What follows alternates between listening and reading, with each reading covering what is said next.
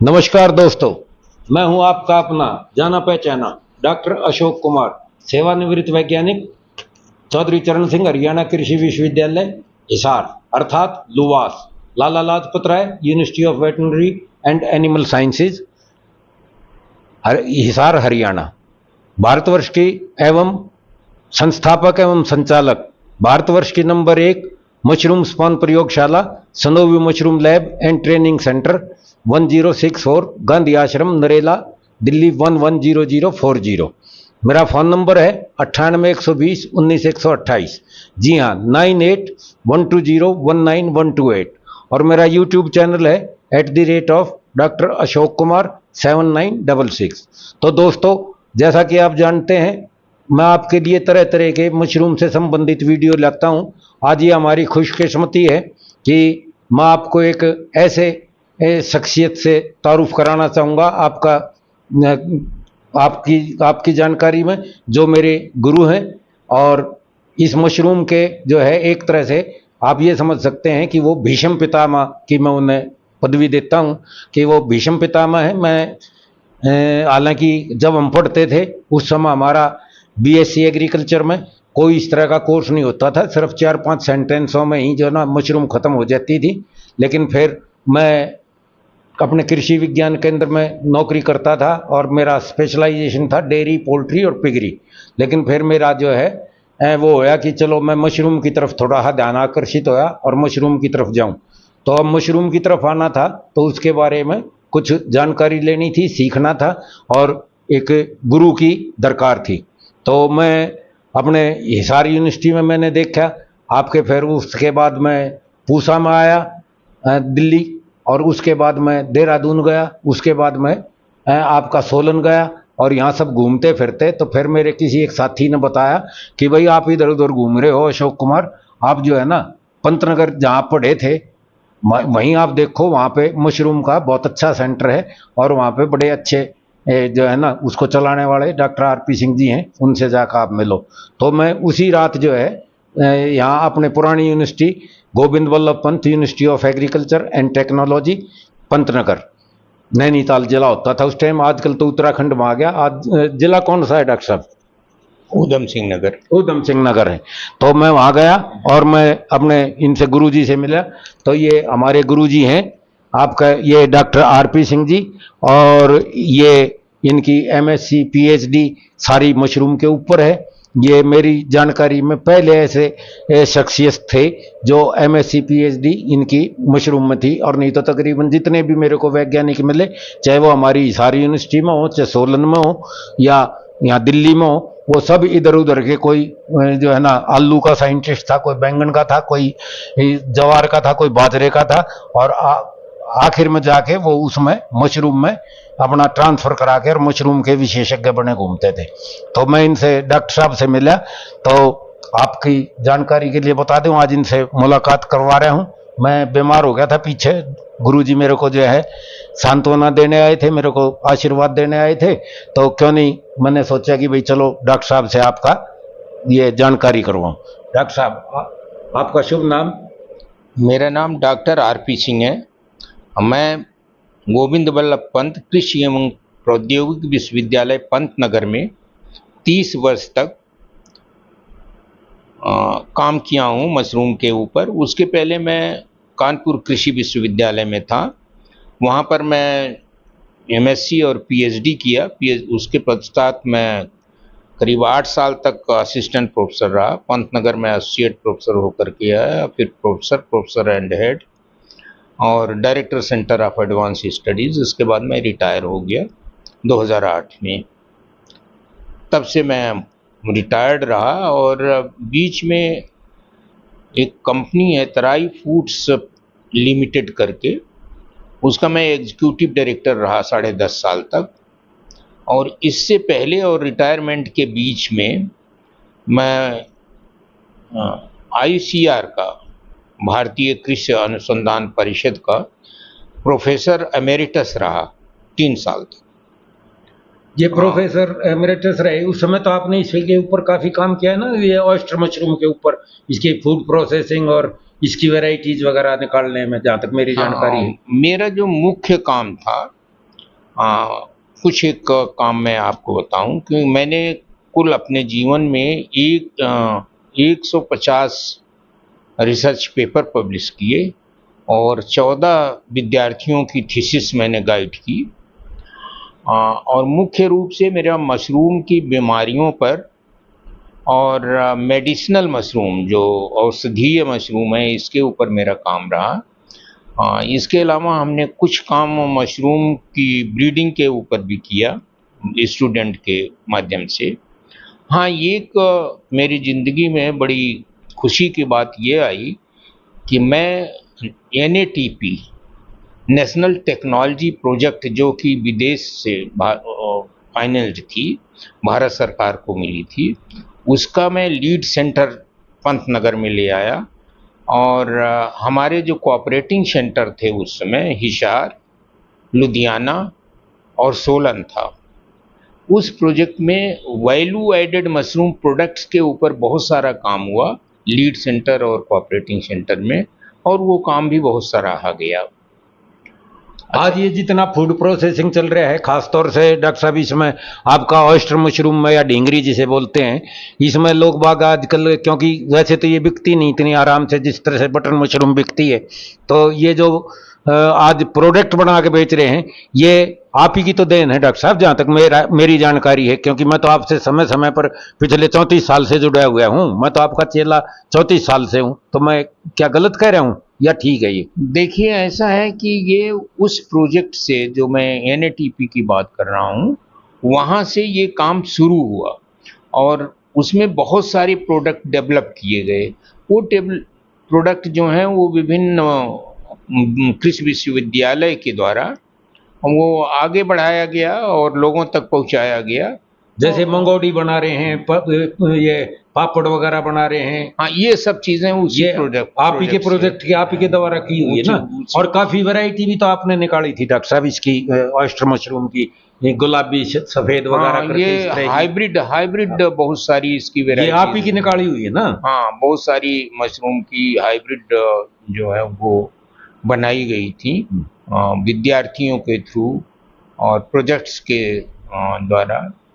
और इसलिए कि आज ये थोड़ी बहुत ऑयस्टर मशरूम जो बिक्री है, ये आपके आपके कर कमलों द्वारा जो ये फूड प्रोसेसिंग हुई, इसी की वजह से तो ये वैल्यू एडिशन हुई, ये इसी की वजह से तो बिक्री है। नहीं तो ये तो बिकने की, हमने तो काफ़ी अपने जब जवानी के दिन थे मेरे, जब मैंने भी तो कोशिश की थी, तो जब तो नहीं बिकी थी ये दिल्ली जैसे मेट्रो सिटी में भी नहीं बिकी थी। हाँ, इधर जो है ये जब से ये वैल्यू एडेड मशरूम प्रोडक्ट्स आए तो इसके उत्पादन में भी वृद्धि हुई, और उत्पादन में वृद्धि इसलिए हुई कि इसको मार्केट मिला, इन प्रोडक्ट्स को मार्केट मिला। लेकिन अभी आप क्या सोचते हैं डॉक्टर साहब कि ये जितनी ये बिक्री हो रही है या जितने प्रोडक्ट बन रहे हैं, क्या ये सेटिस्फाइड स्तर तक बन रहे हैं आपके अनुसार? अभी तो बहुत कुछ करना बाकी है इस क्षेत्र में मेरे ख्याल से। हाँ, इसमें कोई शंका नहीं है कि अभी तो मशरूम के फील्ड में ही बहुत काम करना बाकी है। खाली वैल्यू एडेड मशरूम प्रोडक्ट्स के ऊपर ही नहीं, बल्कि मशरूम के हर क्षेत्र में काम करने की ज़रूरत है।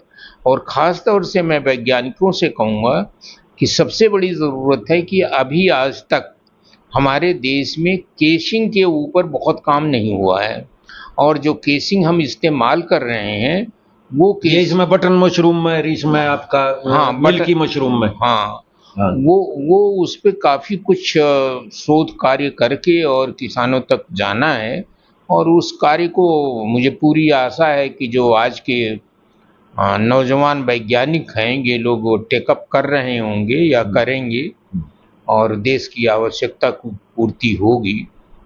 अच्छा, इसके अलावा हमारे यहाँ अच्छा डॉक्टर साहब, एक छोटी सी चीज मैं पूछूंगा कि जैसे मान लो मैं आपके पास पहुंचा, कितने साल हो गए होंगे? मेरे ख्याल से 34 साल हो गए हैं या कितने हैं? 1990 वो वर्ष है जब आप हमारे पास आए थे, और आपने मेरे को एज ए शिष्य ग्रहण किया था।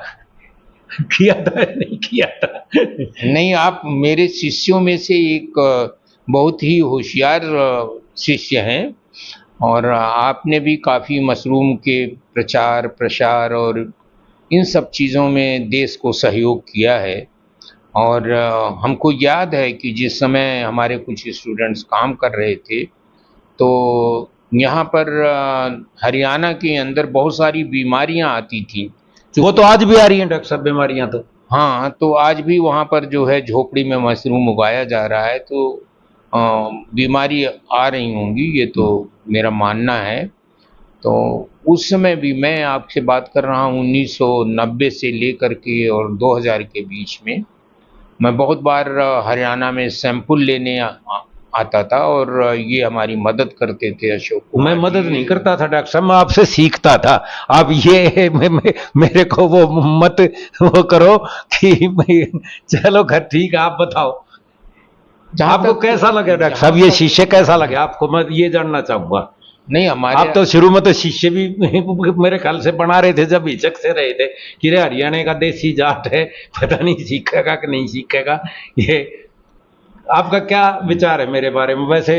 नहीं, अब मेरा ये सोचना है, मेरा ये मानना है कि आपने मशरूम की फील्ड में देश के लिए काफ़ी काम किया है। आपने मशरूम का जो स्पान है उसमें काफ़ी स्पान सप्लाई किया है, और स्पान आपूर्ति जो है अभी तो काफ़ी लैब बन गई हैं, काफ़ी वो तेज़ी से फैल रहा है। हाँ, उस एक ज़माना ये था कि हमारे देश में मशरूम स्पान जो है, जो मिलता भी था वो भी अच्छा नहीं मिलता था। वो तो आज भी डॉक्टर साहब लगभग लगभग सेम पोजीशन है। हालांकि उस समय जब आपने मेरी लैब खुलवाई थी आपके तत्वाधान में, आप ही ने तो सारा गाइड किया था यहाँ नरेला आके, और वहाँ जब मेरे को आपने 4 दिन अपने घर पे रखा और अपनी ट्रेनिंग दी, वैसे इनफॉर्मल ट्रेनिंग थी वो। मैं आप ही के यहाँ खाता था, आप ही के यहाँ सोता था, और आप ही से 24 घंटे पूछता था। आपने मेरे को 4 दिन में विशेषज्ञ बना दिया मशरूम का, सही पूछा तो। हालांकि आज तक बना नहीं हूं मैं पूरा, लेकिन आपने काम चलाऊ सरकार बना दी थी 4 दिन में। गलत कह रहा हूं या सही कह रहा हूं? नहीं, जो कुछ भी आप कह रहे हैं उसमें कुछ तो तथ्य है, लेकिन मैं ये कहना चाहता हूँ कि आज की तारीख में मुझे मशरूम के ऊपर काम अगर शुरू से मैं सोचूं तो कम से कम 40-45 साल हो गए होंगे, एमएससी से लेकर के, नौकरी से लेकर के, और आज तक जितना भी मैंने काम किया इतना 40-45 साल 45 साल हो गए, 45 से ऊपर ही हो रहे होंगे डॉक्टर साहब, अगर तो एमएससी वगैरह लगाया जाए तो। हाँ, तो उसमें बहुत सारे लोग मिले, बहुतों को मेरे साथ काम किए और बहुतों के साथ मैंने काम किया, लेकिन मुझे ऐसे लगता है बहुत कम लोग होंगे कि जो इतनी दृढ़ता से देश सेवा में लगे हुए हैं, और देश सेवा भी मशरूम के द्वारा, इस मशरूम की फसल को अपना करके और लोगों को बता करके, मशरूम का बीज दे करके कर रहे होंगे। और सही बात यही है कि बहुत सारे लोग आए और चले गए, और अशोक कुमार की जो सबसे बड़ी खासियत है, ये आए और जम गए, इससे हटने का नाम नहीं ले रहे हैं, और शायद लेंगे भी नहीं, इसलिए कि इनकी रग रग में मशरूम बस गया है। अब तो ये डॉक्टर साहब अगली पीढ़ी भी तो आ ली, मतलब चौथी पीढ़ी आ ली, बेटा और बेटे की बहू ये इधर वो बना रही है, जो वीडियो बना रही है हमारा, ये भी तो इसी में है, ये भी तो मशरूम में ही है हमारे साथ। नहीं, तो ये पारिवारिक उसमें ये तो और अच्छी बात है कि मतलब आप 4 पीढ़ियों से हमारा तो एग्रीकल्चर उससे वैज्ञानिकता से संबंध है और एग्रीकल्चर फील्ड से संबंधित है। तो आपका हमारे बारे में क्या वो कहेंगे कि लोगों को हमारे पे कुछ भरोसा करना चाहिए कि नहीं करना चाहिए? नहीं, बिल्कुल करना चाहिए। जो आदमी इतने दिनों से 1990 से लेकर आज तक डिगा नहीं, उसी धंधे में लगा हुआ है, और आपने तो जो कुछ न कुछ तो बात है। और आपने जो मेरे को एक दिन ज्ञान दिया था कि भाई क्वालिटी को कभी कमजोर मत करना, और नहीं तो ये जो नंबर 1 लिखा हुआ है आपने पंपलेट्स पे, पोस्टर्स पे, इससे आपको बड़ा दुख होगा अगर कल को आप नंबर 2 पे या 3 पे पहुंच गए। तो फिर जब मैंने आपसे कहा था कि मैंने कहा फिर इसका क्या करूं, तो आप बड़े चिंतित हो गए थे कि भाई जिस दिन नंबर 2-3 पाओगे तो उस दिन आप बड़े टूट जाओगे। तो फिर मैंने कहा इससे ना टूटूं, उसका आपने मेरे को ज्ञान दिया था, मेरे को आज भी याद है वो शब्द कि अगर क्वालिटी अगर आप नहीं डाउन करोगे तो आप हमेशा नंबर 1 पर रहोगे। आपको याद है तराई फूड्स में बैठ कर आपने मुझे कहा था? हाँ, कहा ज़रूर होगा, लेकिन मेरा अपना ये मानना है कि किसी भी चीज़ का प्रोडक्शन आप कर रहे हैं, मशरूम का भी नहीं, किसी भी अन्य चीज़ का भी प्रोडक्शन कर रहे हैं, जब तक आप क्वालिटी नहीं मेंटेन करेंगे, तब तक आप आगे नहीं बढ़ सकते। आपका काम थोड़े दिन तो चलेगा, लेकिन ऐसा नहीं है कि आप जो है वो हमेशा के लिए बिल्कुल पेटेंट हो गए हैं कि लोग आपके पीछे चलेंगे, ऐसा नहीं हो पाएगा। जब तक आपकी क्वालिटी है, तब तक लोग आपके साथ हैं, आपका इस्पान खरीदेंगे, क्वालिटी गिरी कि आप गए, बाजार से गए। आप ये तो चिंता ना करो डॉक्टर साहब, ये तो मैं आपको एक शिष्य होने के नाते आपको गुरुजी को जो है ना, ये मैं वचन देता हूँ कि जब तक मैं जिंदा हूँ और आगे आने वाले ये मेरे बच्चे हैं, ये आपकी इस बात का हमेशा ध्यान रखेंगे और क्वालिटी का आज भी वो होगा। तो आप तो मेरी लैब पर हर साल जो है ना आते रहे हो, पिछले ये कोरोना को छोड़ दें तो तकरीबन आपने हर साल 2 बार, 1 बार, 3 बार विजिट किया है। मैं भी आपके पास आता जाता रहा हूँ। आपको हमारी लैब कैसी लगी, एक तरह से निष्पक्ष होकर बताना।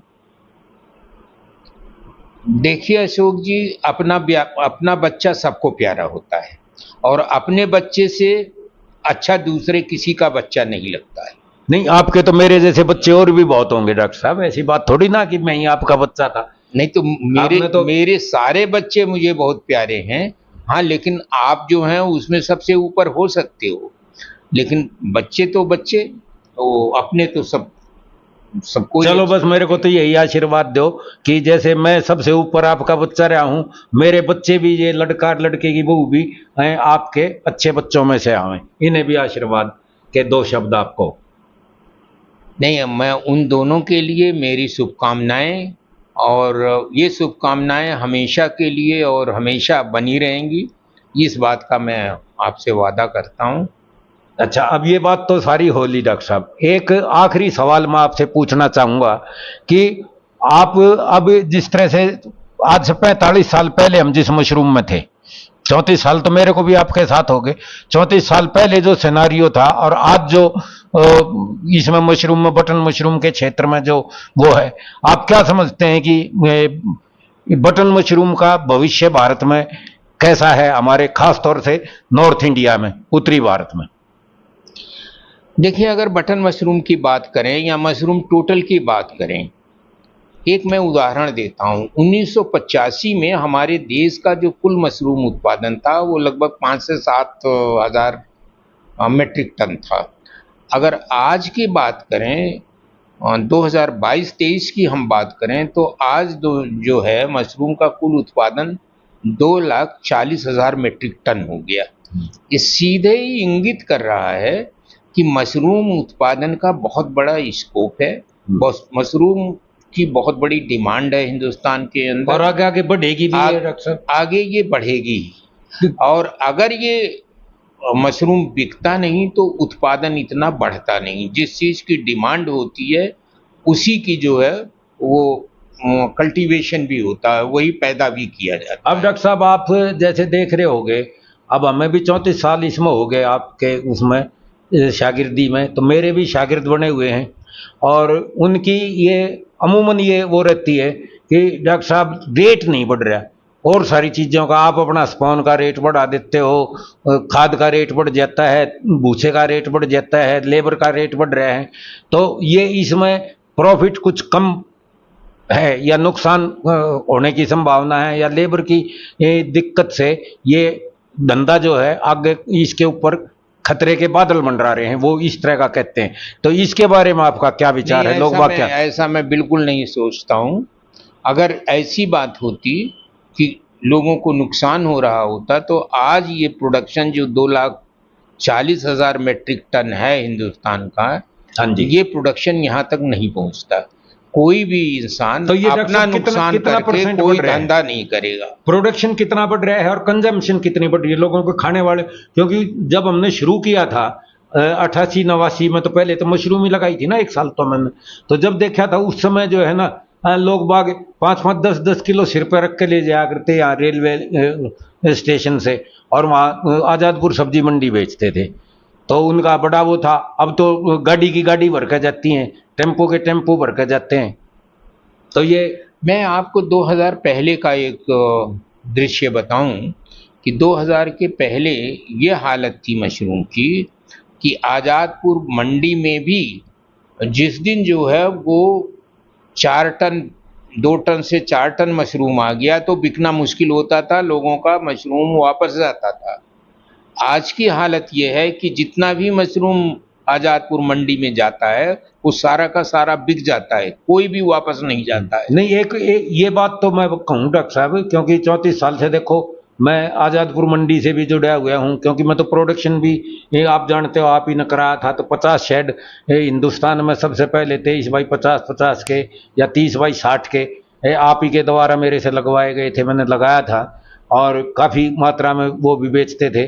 तो हर सब्जी जो है ना हमें वहाँ पड़ी पा जाती है कूड़े के ढेर में, लेकिन कभी मशरूम नहीं पड़ी पाई हमें 34 साल में। मैं वही बात कह रहा हूँ कि आज मशरूम का ये हालत है, इतना प्रोडक्शन बढ़ने के बावजूद मशरूम की खपत पूरे देश में इतनी है कि जितना प्रोडक्शन हो रहा है या जितना आगे होगा पॉपुलेशन उससे ज्यादा खपत बढ़ने लग रही है मेरे ख्याल से। तो बिल्कुल बढ़ रही है। आज तो गांव गांव में मशरूम जो है शादी में, ब्याह में, और वैसे भी जो थोड़े संपन्न लोग हैं वैसे भी खाने लगे हैं। तो आप ये संदेशा देना चाहेंगे लोगों को या मशरूम उत्पादकों को कि बेफिक्र होकर लगे रहो इस धंधे में। किसान के लिए एक सब्सिडरी अच्छा धंधा है, क्योंकि उस समय और कोई काम होता नहीं, गेहूं की बिजाई हो जाती है, फिर खाली रहना पड़ता है। तो अगर किसान साथ के साथ अपनी खेती बाड़ी के साथ साथ अगर मशरूम उत्पादन का भी काम करते हैं तो वो कुछ ना कुछ अपनी आय को दुगना कर सकते हैं। वैसे खेती में हो या ना हो, लेकिन मशरूम को अगर साथ में खेती के साथ में लें तो उनकी आय दुगनी तिगनी हो सकती है आराम से। ऐसा मेरा मानना है। आपका क्या कहना है इस बारे में? देखिए, ऐसा है कि आपको अपनी आय को बढ़ाने के लिए कोई ना कोई सप्लीमेंट्री धंधा करना पड़ेगा, किसान को जरूर करना पड़ेगा, बिल्कुल करना पड़ेगा। चाहे वो पोल्ट्री करो, चाहे पिगरी करो, गाय पालो, डेयरी करो, कुछ भी करो, या मशरूम उत्पादन करो। तो मशरूम उत्पादन उसमें एक सस्ता और बढ़िया विकल्प है मेरे ख्याल से। हाँ बिल्कुल है, इसमें तो कोई दो राय नहीं। तो डॉक्टर साहब, और आप क्या संदेशा देना चाहेंगे आखिर में? मैं आपसे ये पूछना चाहूँगा कि जो मेरे दर्शक हैं वो या जो मेरे कस्टमर हैं जो मेरे से स्पॉन वगैरह लेते हैं, उनको आप क्या संदेशा देना चाहेंगे, उनको क्या मैसेज देना चाहेंगे? देखिए, आप पहली चीज तो 2 चीजें हम आपको बताएं। पहली है आपकी गुणवत्ता कंपोस्ट, दूसरी है गुणवत्ता स्पान। आप अगर इन दोनों का सही बंदोबस्त कर लेते हैं और तापक्रम जो है वो आपका मेंटेन रहता है, ऐसा नहीं कि आप जो है वो 30 डिग्री सेंटीग्रेड पर मशरूम की बिजाई कर रहे हैं। हाँ, ये जो अर्ली बिजाई करते हैं ये नहीं करनी चाहिए लोगों को, इससे बीमारियां भी ज्यादा आती हैं। बीमारियां भी आती हैं और कभी कभी तो ये होता है कि मशरूम की माइसीलियम ही मर जाती है बेड के अंदर। हाँ हाँ हाँ। तो ये सब दिक्कतें आती हैं। तो तीनों चीजें अगर ये ठीक हैं, आपकी गुणवत्ता कंपोस्ट है, गुणवत्ता स्पान है और आपका इसमें डॉक्टर साहब गुणवत्ता, जो कंपोस्ट की गुणवत्ता है, जो पहले हम आमतौर पर लॉन्ग मेथड से बनाते थे, अब मैं पिछले 1 साल से देख रहा हूँ कि अगर पाइप विधि से ये बना हुआ है और ये लॉन्ग मेथड जो है ना बिल्कुल खत्म कर दिया जाए तभी जाके बात बन सकती है, अदरवाइज तो मुश्किल हो जाएगा। क्योंकि टनल बंकर तो हर एक आदमी बना नहीं सकता। टनल बंकर तो वो ही बनाएंगे जो एसी यूनिट लगाएंगे कम से कम भी 8-10 कमरों के। नहीं, वो तो अगर टनल और बंकर बना सकते हैं तो उससे अच्छा तो कुछ नहीं है। अगर वो भी नहीं कर सकते हैं, वो नहीं हो रहा है, तो ये जो पाइप मेथड डेवलप हुआ है, ये सोलन से हुआ, ये मंजीत सिंह ने, हाँ, मंजीत सिंह जी ने कराया था, उनका भी इंटरव्यू मैंने लिया था एक, और उनसे भी ये करवाया था। तो ये मंजीत सिंह का मुझे लगता है कि ये बहुत ही बड़ा काम है कि जो आम किसान ने इसको अपनाया है और कर रहे हैं। अपनाना चाहिए और तो इस विधि से कम बनाएं और जो पुराना लॉन्ग मेथड था उसको छोड़ दें। उसको तो बिल्कुल छोड़ देना चाहिए मेरे विचार से। तो आप भी यही विचार रखेंगे मेरे ख्याल से? तो हाँ, मैं वही बात कह रहा हूँ कि अगर आप जो है वो बंकर टनल नहीं तो पाइप विधि से ही बनाएं और दूसरी और विधि से कंपोस्ट ना बनाएं, जो बहुत पुराना वाला मेथड था। बहुत बहुत धन्यवाद डॉक्टर साहब। तो दोस्तों, मेरे गुरुजी ने आपको काफ़ी कुछ बताया, अपने बारे में बताया, हमारे आपसी संबंधों के बारे में बताया। मैं तो इनका 34 साल से एक वैसा शिष्य हूँ, एकलव्य टाइप, कि भाई उंगली भी कहें तो मैंने इनकी कभी बात को जो है ना ये लिया ही नहीं कि गुरुजी ने मेरे से क्या कह दिया। और मैं ये इसमें घाटा तो नहीं खा जाऊंगा या मेरे को करना चाहिए नहीं करना चाहिए। डॉक्टर साहब ने जो मेरे को कह दिया मैंने वो करा। इन्हीं की देन है कि आज अगर मेरे को ये चारों तरफ सफलता का झंडा गड़ रहा है मेरे सिर के ऊपर, और ये है कि भाई भारतवर्ष की नंबर 1 प्रयोगशाला हमने बना रखी है, तो इसमें सारा का सारा श्रेय डॉक्टर आरपी सिंह जी के पास जाता है। और यही मेरे गुरु रहे हैं इसमें, मशरूम की ABCD से लेके और आखिर तक जहाँ तक इन्होंने सिखाया है मैंने तो इन्हीं से सीखा है। और ये कोरोना से पहले पहले मैं इनके पास हर साल जाता था, अब ये कोरोना खत्म हो गया है और सारा सही आ गया है। अब मेरी भी सेहत मेरे ख्याल से ठीक हो जानी है, तो मैं इनके पास फिर जो है ना 3-4 दिन जैसे पहले विगत वर्षों में जाता रहा हूँ, इनके पास जाता रहूँगा और अपनी जो आप लोगों की समस्याएं हैं वो इनसे डॉक्टर साहब से डिस्कस करूँगा। क्योंकि अनुभव तो अनुभव ही है और पढ़ाई पढ़ाई है, इनके पास तो दोनों ही चीज़ हैं, पढ़ाई भी है और अनुभव भी है, और बहुत अच्छा प्रैक्टिकल अनुभव है। इन्होंने मेरे को यहाँ तक लाने में इन्होंने मेरे साथ कंधे से कंधा मिला के काफ़ी वो कराया। और ये न केवल मेरे गुरु हैं और गुरु रहे हैं और गुरु हैं गुरु रहेंगे, ये मेरे बड़े भाई के तौर पे भी इन्होंने मेरे को हमेशा मदद करी है। मेरे पिताजी की डेथ के बाद इन्होंने एक बाप के समान जो है ना मेरे को समय समय पर गाइड भी किया है। तो ये गुरु पिता में और आपका जो है बड़े भाई और दोस्त सब इनको जो है ना इन्हीं को श्रेय जाता है। और मैं इनका बड़ा आभारी हूँ कि आज ये मेरे को यहाँ हार्ट अटैक की वजह से मुझे देखने आए और मेरा इन्होंने जो है ना काफ़ी वो करा, उत्साह बढ़ाया। और मैं अब दोबारा से मेरे में जीवन के प्रति काफ़ी वो है, क्योंकि सुबह से आए हुए थे डॉक्टर साहब और मैंने कहा कि जी एक इंटरव्यू दूंगा, आप दो मेरे को, तो इंटरव्यू मैं आपको दिखाना चाहूँगा। तो इन्होंने सहज ये इंटरव्यू भी स्वीकार किया। इसके लिए इन्होंने जो हमें टाइम दिया, आपको जो बातें बताई उसको आप सारे के सारे अपनाना, तभी जाके बात बनेगी। तो डॉक्टर साहब बहुत बहुत धन्यवाद, नमस्कार।